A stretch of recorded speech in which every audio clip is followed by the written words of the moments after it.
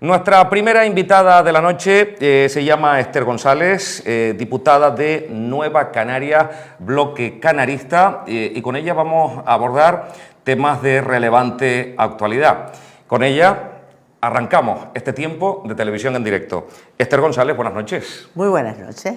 Acaba usted de aterrizar, como quien dice, de una nueva sesión parlamentaria y además las estamos viviendo intensamente. Total. Tras el debate del Estado de la Nacionalidad, nos encontramos con dos sesiones que van a ser muy potentes, sobre todo la de mañana. ¿Cómo ha sido la jornada de hoy? Pues la jornada de hoy, desde luego, no va a ser la de mañana, que conste por los temas que se han tratado, pero ha habido un poquito de meneo tanto en cuanto pues han abordado algunos temas que yo creo que son relevantes para Canarias y que no ha habido acuerdo porque pues los grupos que apoyan al gobierno han decidido apuntarse al no por el no. Mañana tendremos sesión importante, sobre todo con la convalidación del decreto de la Ley de Vivienda en el Parlamento de Canarias. Ayer se sentaba en ese mismo lugar la secretaria de Organización y diputada del Partido Socialista, Nira Fierro.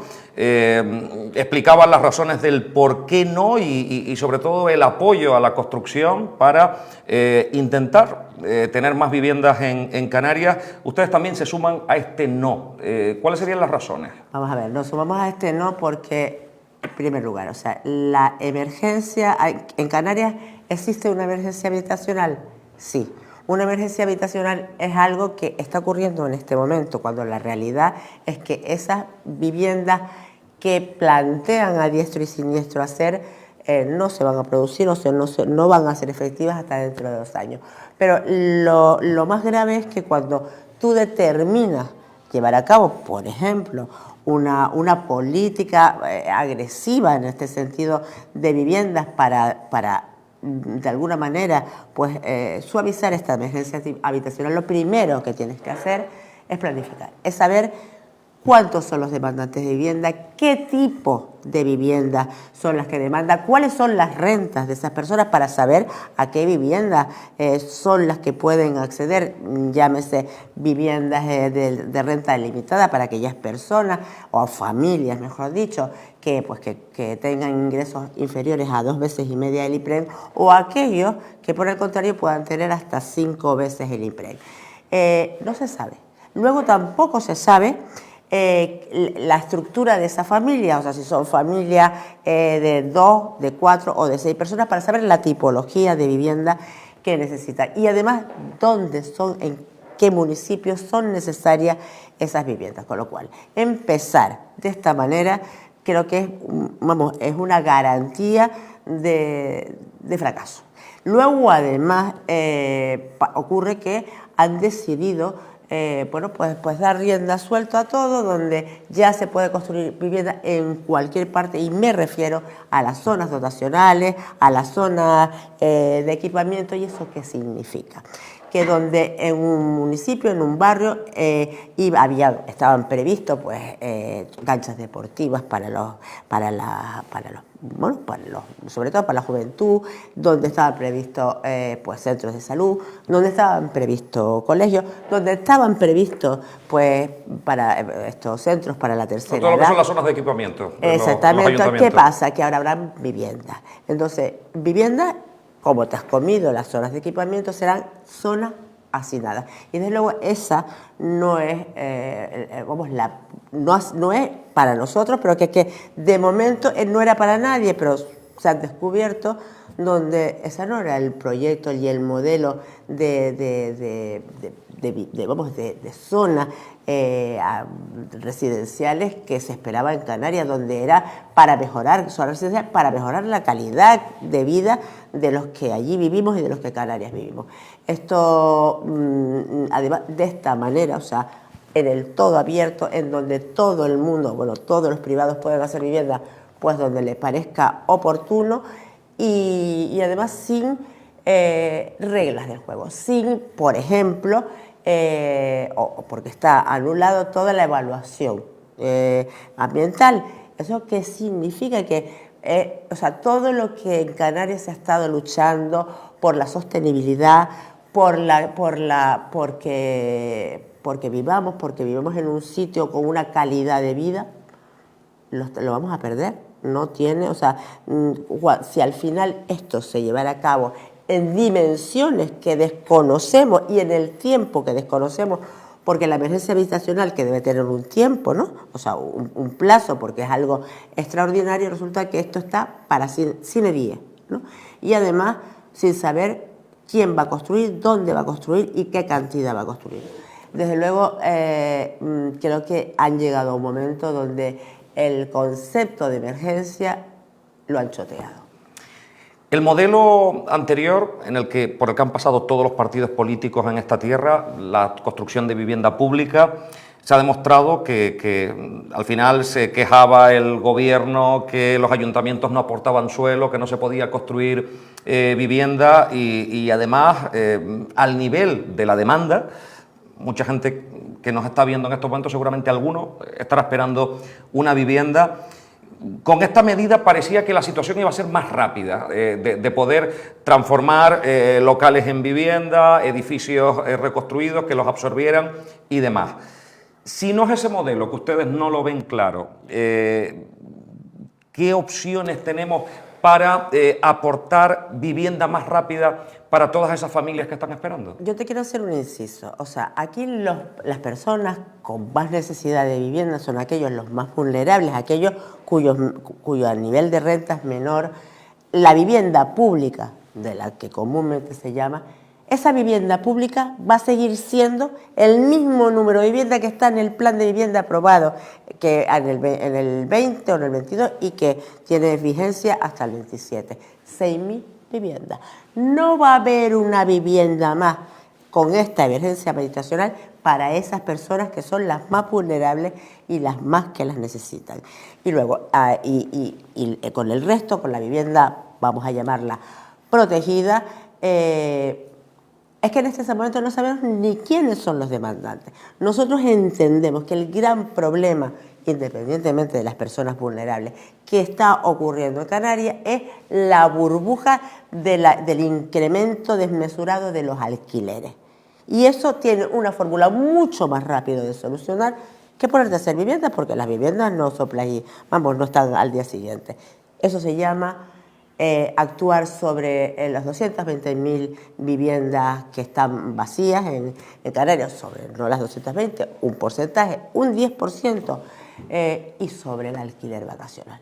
Porque la realidad que el alquiler vacacional, fundamentalmente en las zonas residenciales, es el que ha hecho que el precio de los alquileres se dispare, porque las personas, los propietarios de una vivienda, entienden que es mucho más rentable pues ponerla en alquiler vacacional, sacan mucho más renta que en un alquiler de larga duración.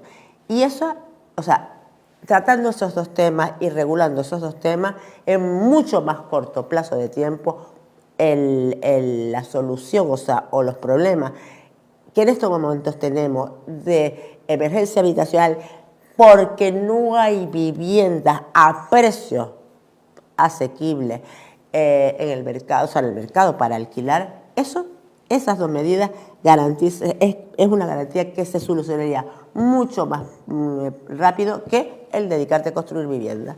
Hablemos de números, si le parece, porque nos hemos encontrado con un presupuesto que se prorroga. Ya el presidente del gobierno, hablo a nivel estatal, ya ha anunciado que pues con las elecciones catalanas pues prácticamente va a ser imposible poder negociar unos presupuestos para este 2024.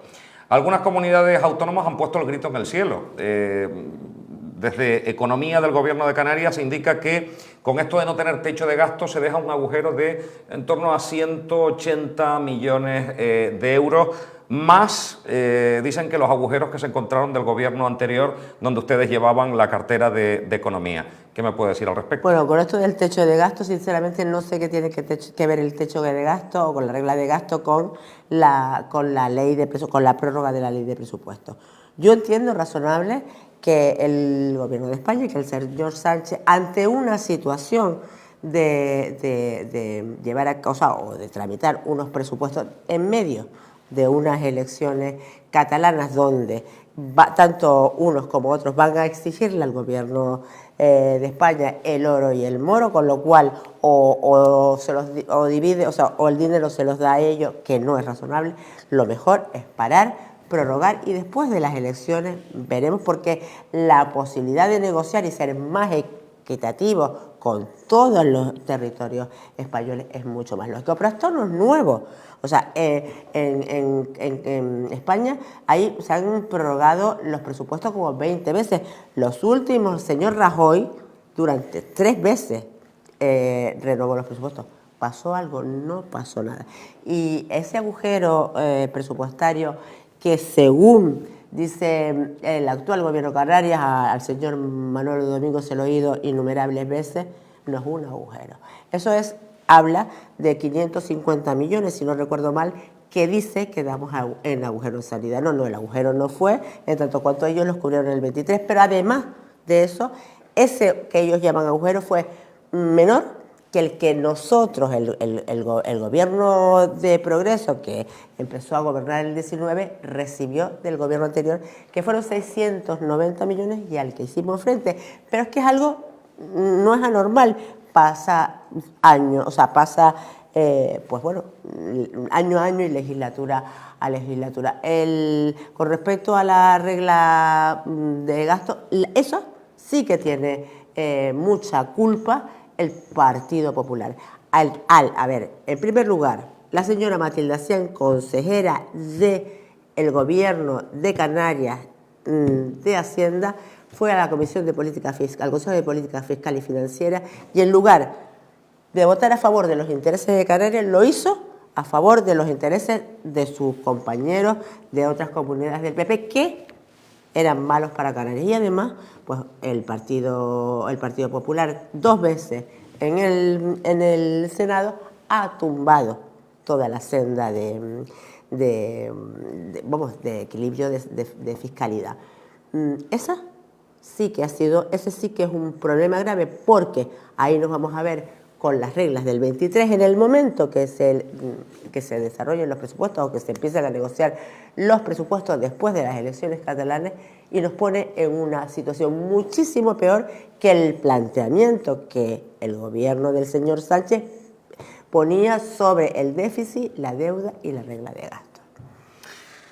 Con 1.000 millones más de presupuesto que han aprobado para este presupuesto, hablo ya de Canarias, se habla de un presupuesto que podría enfrentar todas las necesidades que tenemos en Canarias. Sin embargo, ustedes no han visto, a pesar de tener más dinero, que el gasto sea proporcional en todas las áreas del gobierno. Pedían la devolución de las cuentas. Incluso realizando alguna modificación, ¿seguirían viendo esos 11.000 millones de euros insuficientes? Hablo del reparto. Sí, vamos a ver, nosotros los 11.200 millones de euros que significan los presupuestos, 1.121 millones más que el presupuesto del 23, no es que lo veamos insuficiente. Lo que no estamos de acuerdo y lo que criticamos es la distribución por áreas, por consejerías y por políticas que ha hecho el gobierno actual de Canarias respecto a esos presupuestos. No nos parece normal o no nos parece razonable que haya incumplido los acuerdos y las leyes que están establecidas. Hay una ley, me pongo en educación, por ejemplo, donde dice que educación o la política educativa en los 8 años después de firmar el acuerdo tenía que tender al 5%. El Pacto de Progreso fue poco a poco incrementándolo hasta llegar a un 4,6. Ahora, en estos presupuestos actuales, por resulta que bajamos a un 4,2, o sea, de silla para el barro. Han incumplido los acuerdos de cultura, disminuyendo los presupuestos. En agricultura, un sector donde todos sabemos la situación que están los agricultores y ganaderas, le ha bajado 24,5 millones. En vivienda, en la política de vivienda vivienda de protección oficial, ha bajado 23 millones de euros. Han bajado en la ley de servicios sociales, determina que cada año hay que poner 55 millones más para poder cumplir con la ley de servicios sociales, 55 millones más, ha puesto 33 en vez de 55. En definitiva, bueno, te pongo otro ejemplo, uno de sus objetivos, según su discurso, es una lucha contra el fraude fiscal y contra la economía sumergida. Eso es algo que lleva la Agencia Tributaria Canaria. Bueno, pues le han bajado en 1 millón y pico de euros el presupuesto, a ver cómo van a hacer más control y más pues bueno, políticas de lucha contra el fraude fiscal bajándole los presupuestos, que significa, entre otras cosas, menor cantidad o menor porcentaje de personal. Salvo, no sé si se me quedará algo por detrás, pero salvo lo que han hecho en sanidad, que la han incrementado 100 y no sé cuánto, no 500 millones, pero 100 y pico para los gastos farmacéuticos. Salvo eso, el resto, en su mayoría, lo que han hecho. Y en eso es lo que no estamos de acuerdo. No entendemos que un presupuesto que se incremente en 1.121 millones, el presupuesto más alto de la historia y que más se incrementa, además en un momento donde ya hay reglas fiscales, la distribución que ha hecho es para bajar el IVA de Bají, para bajar la cultura, para bajar la educación, para bajar la agricultura, los servicios de agricultura, ganadería y pesca, para bajar el presupuesto de la vivienda protegida y casi todo lo demás que se me queda. Bueno, la política de transporte, que también la han bajado 800.000 euros. Eso es lo que no estamos de acuerdo, no compartimos y, por supuesto, no compartiremos. Decían ustedes... Y una cosa, perdón. Sí. Nosotros hemos hecho una enmienda a la totalidad con devolución, pero planteando alternativas a esas acciones que el gobierno actual, el que ha elaborado el proyecto de ley de presupuesto, planteaba. Porque eso sí, nosotros siempre, cuando decimos a algo que no, decimos una alternativa que entendemos más viable. Inflación, crisis, tener más dinero en el bolsillo. Y aquí hay dos planteamientos. Desde unos partidos que plantean bajada de impuestos. Aquí hemos escuchado el poder bajar del 7 al 5% el IGI, que de momento no ha sido posible, aunque el gobierno sigue teniendo esa premisa de cara a un futuro ir bajándolo escalonadamente. O seguir manteniéndolo todo como está y bonificar de otra manera a aquellos que puedan tener transportistas y más ayudas. En este caso, ¿cómo no bajar los impuestos y al telespectador que nos está viendo decir, va a tener usted más dinero en el bolsillo? Pero vamos a ver, primer punto. Estuvimos 4 años, nosotros, o 2 años y pico, oyéndolo en el gobierno anterior a la oposición, sobre todo al Partido Popular, menos bonitos diciéndonos todo, porque no bajábamos el impuesto, porque el gobierno se estaba llenando los bolsillos a base del sacrificio y de las miserias de la ciudadanía, y en su campaña electoral, su compromiso estrella fue bajar del 7 al 5%, además, no durante la legislatura, en los 100 primeros días de gobierno. Algo que sabían que no iban a hacer, con lo cual estaban cometiendo un fraude, porque sabían, y si no lo sabían, peor todavía, porque desde marzo ya Europa había dicho que las reglas fiscales se impondrían para el año 24. No lo van a hacer durante la legislatura porque no lo van a poder hacer ellos, pero ya te digo, fue la estrella. Además, iban a bajar todos los impuestos porque, como decían, el dinero tenía que estar en los bolsillos de los ciudadanos, porque allí era el mejor sitio que podían estar. La primera además, actuación en materia fiscal que ha llevado este gobierno es la bonificación al 99,9% del impuesto de sucesiones y donaciones para aquellos potenciales pues herederos de más de hasta de 1.200.000 euros. Digo potenciales porque tendrá que morirse alguien para que herede. Eso es un 0,3% de la población. Pero los agricultores, los ganaderos, no me lo hables porque es que precisamente hoy,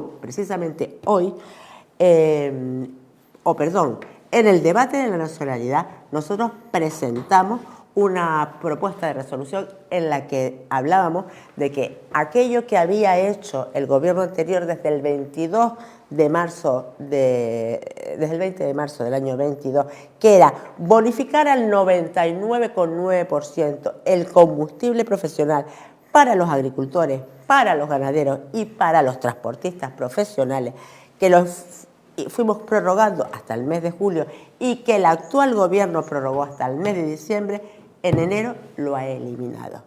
En un sector, como es el sector agrícola y ganadero, que está en la situación que está, que todos conocemos, que los vemos, y que además, aclaro, en los presupuestos les bajó 24,5 millones.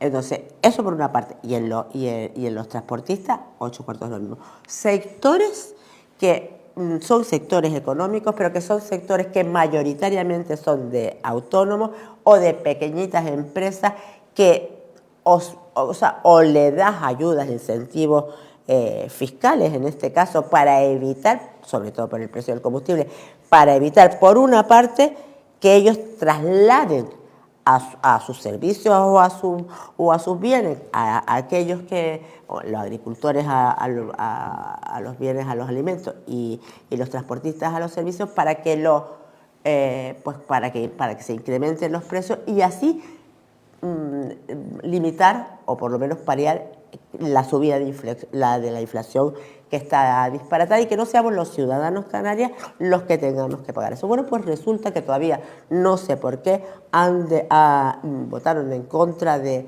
esa medida.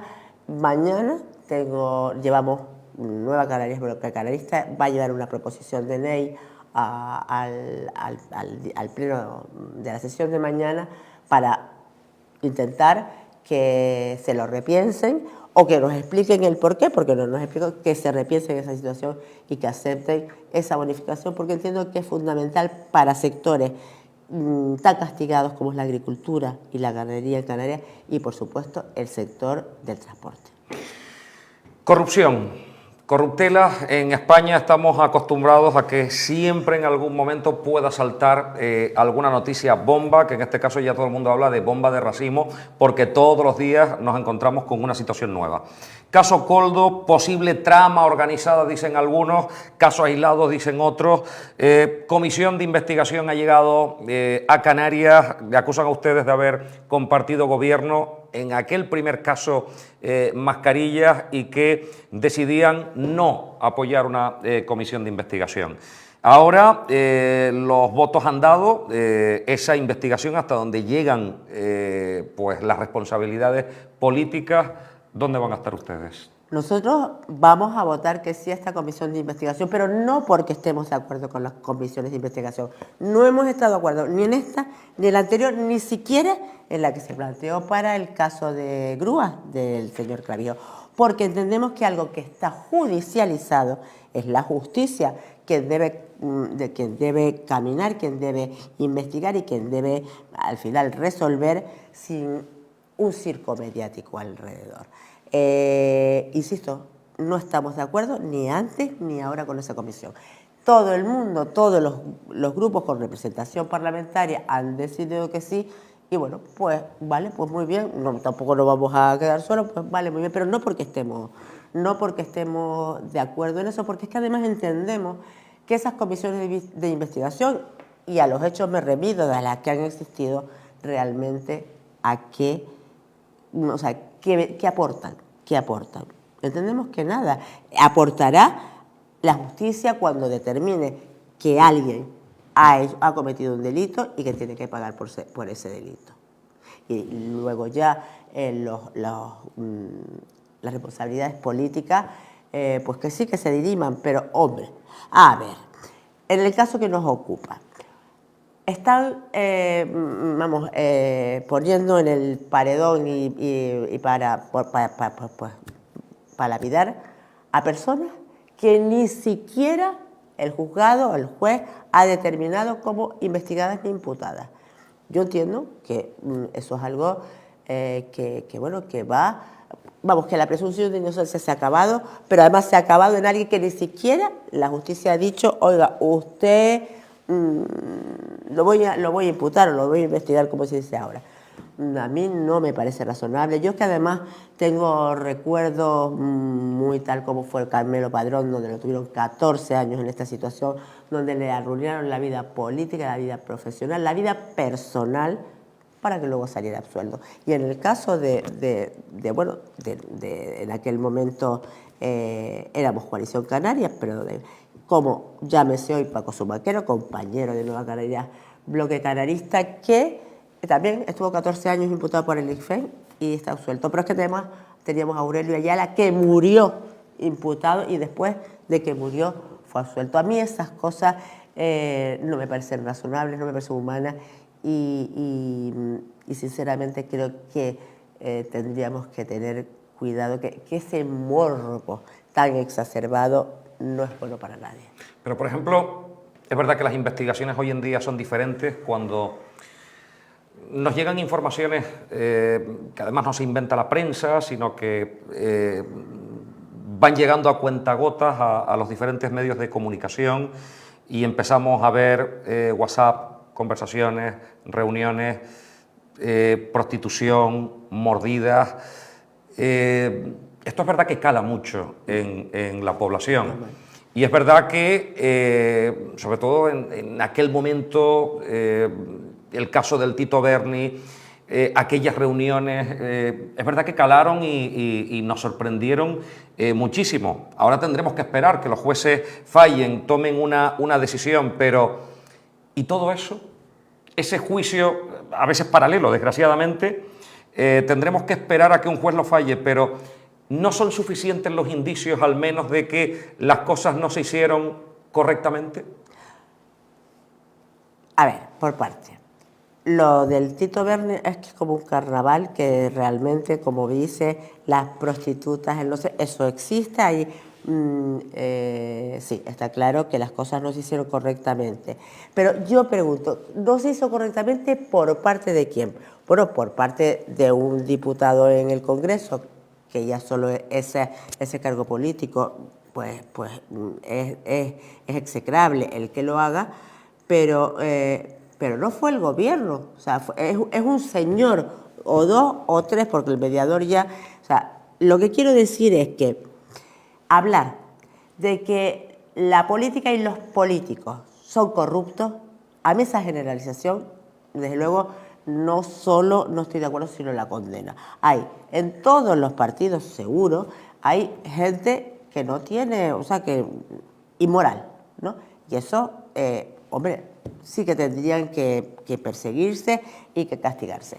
Pero de ahí, lo del Tito Berni, que desde luego fue el mayor circo, pero de ahí a que todo lo que pase por el camino, porque además, perdóname, me dices que los medios no se lo inventan. Yo no te voy a decir que se lo invente, pero sí te puedo decir que algunas de las cosas que yo he leído, desde luego, las fuentes de donde la obtienen no son fidedignas. Por ejemplo, yo oí hablar... Hombre, la Guardia Civil ha ido filtrando, la UCO... No, sí, pero hablaban, por ejemplo, de unas comisiones secretas o no recuerdo la palabra que era, pero secretas. No había comisiones, o sea, había dos comisiones, o llámalos como quieras, que era una parte de los gobiernos, los que más responsabilidad tenían, los consejeros, y otra parte que eran expertos. Quien decidía era el Consejo de Gobierno. ¿Qué es lo raro en eso? Pregunto. Y eso yo lo he visto en la prensa como si fuera una cosa, no sé, algo que no... delictivo. No, si la emergencia para contratar está claro que tenía que hacerse sí o sí, como lo hicieron en muchos gobiernos. Lo peor es que algunas personas, aprovechando esa situación de emergencia, pues utilizaron todo el dinero público para un beneficio privado. Perfecto, me parece, en eso estoy de acuerdo. Y a esos son los que le tiene que caer todo el peso de la ley, devolver todas las mordidas y ir a la cárcel. Estoy de acuerdo. Ahora mismo están ustedes en las antípodas de lo que es este gobierno, a pesar de ser un partido nacionalista. Sí. Se ha hablado en muchas ocasiones, Esther, de si hubieran ido juntos a las elecciones generales, si hubieran ido juntos a las elecciones autonómicas, el peso del nacionalismo canario sería mucho más intenso, a lo mejor como en otras comunidades autónomas. En estos momentos, ¿esa reconciliación del nacionalismo canario es un imposible? A ver, primero quiero empezar.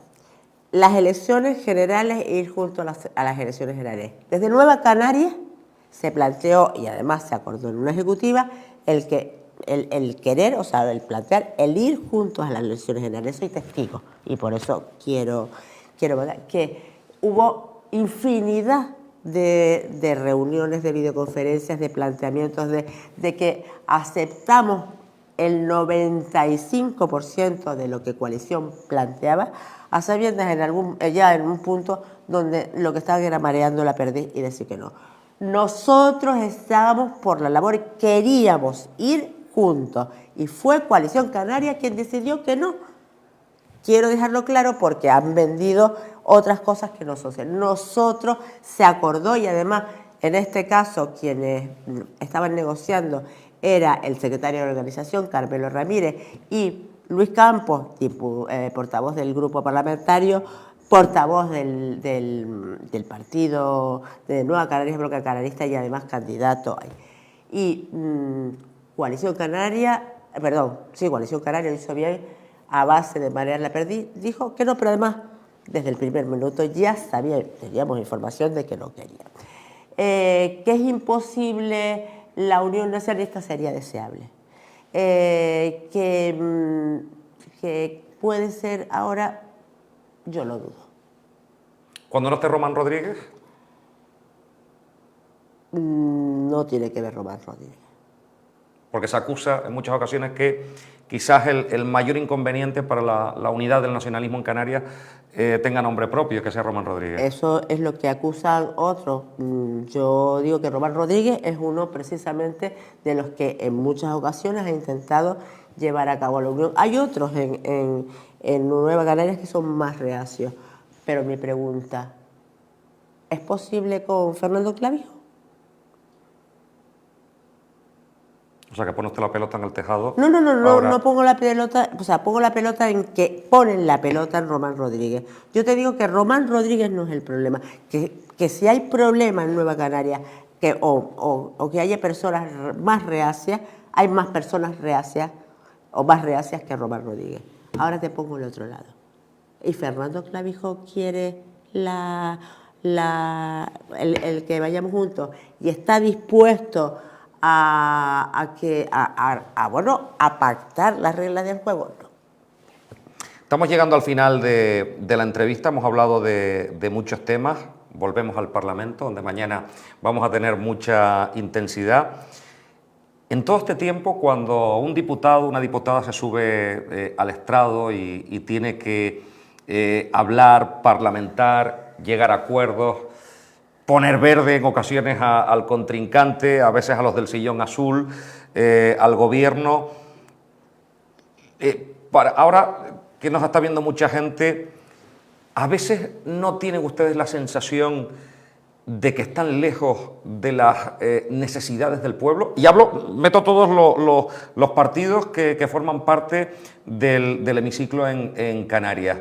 A veces los temas o mirarse el ombligo, el partido, no está un poco lejos de el señor que nos está viendo, que está en paro, que no tiene una casa, que tiene una lista de espera, etc, etc, etc. Estoy de acuerdo que sí. Lo que pasa es que también tenemos que pensar que el Parlamento tiene la obligación de legislar y tiene la obligación de legislar para lo que es su competencia, que permita la solución o dar solución a los problemas de la ciudadanía, pero también tiene que legislar en cosas como, por ejemplo, el régimen económico y fiscal. Algo que la ciudadanía en general considera que no va con ellos. O sea, y creo que es un problema incluso de la clase política, de los gobiernos correspondientes, incluso del legislativo, de no hacer entender o de no haber sabido hacer entender a la ciudadanía en general que gracias al REF,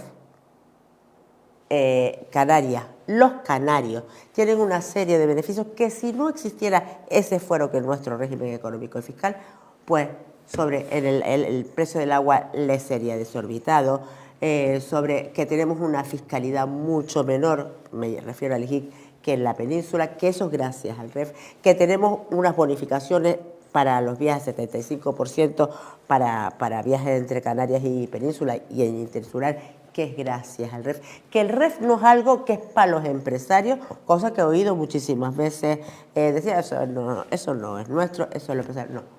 El REF es el que nos garantiza a todos los canarios y canarias una serie de compensaciones por vivir a 1.600 kilómetros del territorio peninsular y por ser un territorio alejado y fragmentado.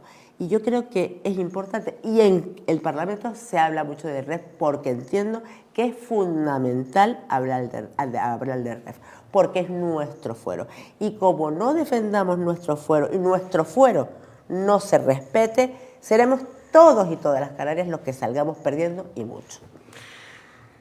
En el Parlamento de Canarias nos encontramos 70 diputados, algunos por la lista de San Borondón, ¿no?, la que llamamos la lista regional, otros por las circunscripciones insulares, y es verdad que nos encontramos perfiles como que defienden mucho su territorio y después vemos perfiles que ven Canarias desde una generalidad, que es para lo que está el Parlamento de Canarias. Por ejemplo, si pusiéramos un ejemplo claro, sería Casimiro Curbelo. Todos lo identificamos mucho con los intereses de La Gomera. Y después nos encontramos otros políticos que tienen una visión más general de lo que es Canarias. Esto no es un problema cuando se llegan a discutir ciertos temas, cuando algún diputado dice, yo es que vengo aquí a hablar de mi libro. Sí. Hombre, vamos a ver, los diputados, de los 70 diputados hay 61 que están elegidos por pues listas insulares y luego están los 9 que están elegidos por la lista regional. Pero eso es una cuestión, yo creo que más de que sea de una lista o de otra, una cuestión de la forma de ser cada uno. Casimiro Curbelo o la agrupación socialista Gomera entiende que su razón de ser en política es defender a La Gomera, que no me parece mal, pero hombre, en el Parlamento de Canarias dedicarse exclusivamente a La Gomera, a dar solución a La Gomera cuando hay problemas, la sanidad, la educación, que es de toda Canarias, entiendo que un ratito deberían dedicar a eso. Es verdad que no solo son ellos, hay muchos diputados que, pues con son de Fuerteventura, de Lanzarote, de La Palma, del que sea, que solo o casi todo lo dedican a su isla. Y están representando a su isla, no es anormal. Y luego, pues hay otros que entendemos que estamos allí para la política de Canarias, o sea, para mejorar la sanidad en Canarias, la educación en Canarias, la dependencia, los usos sociales, la vivienda, las carreteras. Y hay una cosa, la mayoría de esos que somos, que vamos al conjunto, a lo que es Canarias, solemos ser de las islas capitalinas. Pues sí. Un momento importante en esta legislatura ha sido el fallecimiento de dos expresidentes. La ovación de la Cámara fue increíble. No pasar sin pena ni gloria por haber llevado los destinos de Canarias.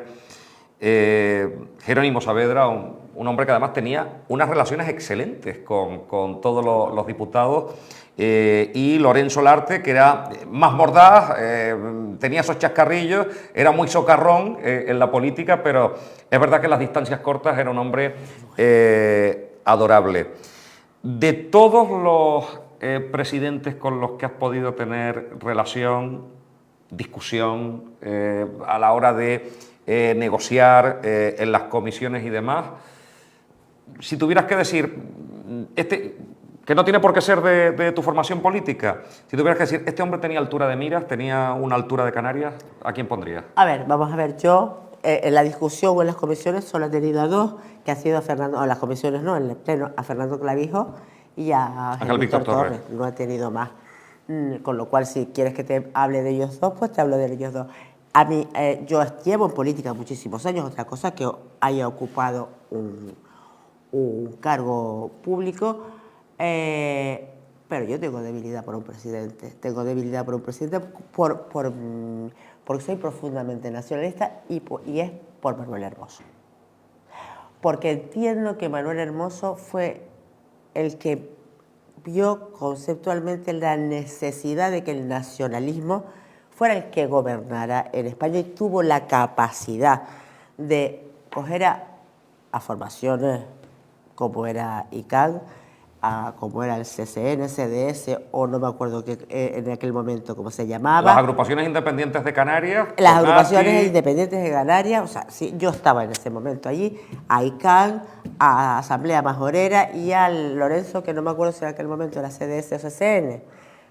Creo que era CCN. Sí, porque como cambiaron. Pero Centro Canario Nacionalista, bueno, sí. Pues a personas de diversa, de izquierda, de derecho, porque eso sí, yo personalmente entiendo que el nacionalismo no se debe ver de izquierda y de derecha, debe ser, el punto principal es la defensa de Canarias, independientemente de que eso conlleve pues acciones que pudieran ser pues más sociales, más progresistas o a lo mejor en política económica algo menos. Pero la visión de Manuel Hermoso de que Canarias tenía que ser nacionalista, creo que no la ha tenido ningún otro. Y yo reconozco que le tengo una especial admiración por eso y un especial cariño.